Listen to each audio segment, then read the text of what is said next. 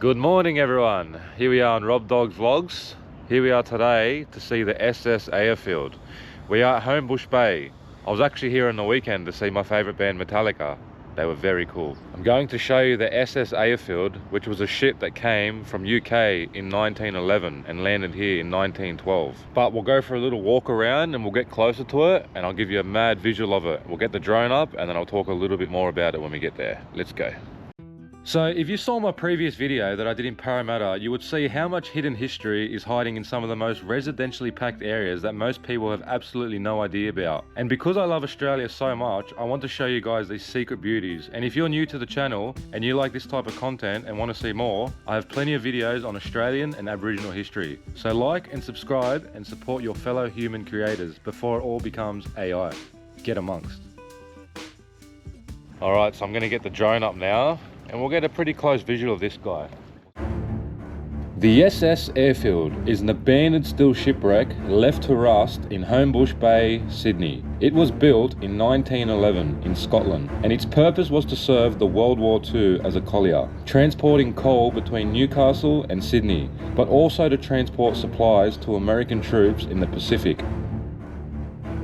After its service, scrapping of this vessel was in 1972 and was halted and left to rust. And then it sunk partially and the mangroves began to grow from the middle of it, and after 60 years of service, the shipwreck turned into the so-called floating forest. It became dense vegetation and a great place for marine life, to find hiding places or a home. What makes this shipwreck very unique is it has World War II history and its sheer size, and it's not very known by many people. It is quite the photographer's delight. It's really amazing to see the ship while the sun is setting. You get the views from the ship, the water, the red glare, and the city in the background. Fortunately for history buffs, the SS Airfield and the various wrecks that surround it, including the 111-year-old SS Heroic, the 96-year-old Collier, the SS Mortlake, and the 79-year-old HMAS Karangi, which survived the Darwin bombing in World War II before meeting its end in Sydney. Just as I'm leaving, I'm kind of surprised by how clean the water looks here, because if you follow this water all the way, it takes you to the harbour. The fish here are not clean. You can't eat the fish here because they have mercury and they're just full of metals. So I wouldn't eat any fish out of here, but it's still a beautiful spot.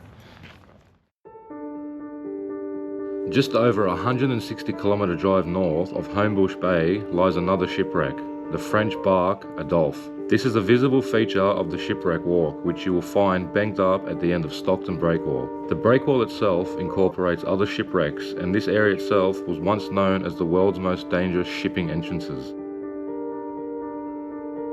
The Adolphe itself was a sailing ship that crashed at the mouth of the Hunter River in 1904 due to a combination of rough seas and a broken tow line. As it entered the harbour, three powerful waves pushed it onto Oyster Bank. The last of the three waves that came through pushed the Adolphe further, ultimately lodging it on top of an earlier shipwreck named the Colonist, which was a general cargo and passenger schooner. The Adolphe, which spent 85 days coming all the way from Belgium, was actually on its way to Sydney to load wheat, but it was diverted to Newcastle where a mix-up of tugboats led it to crash. The disaster was preventable, but it arrived too late, highlighting a tragic maritime error. I know there is another shipwreck not far from here called the MV Signa at Stockton Beach, but I'm going to save that for another camping fishing video next year, as next week I'll be flying to Vietnam and then eventually Thailand to do some more amazing videos. I've been doing Australian history for the past 3 months.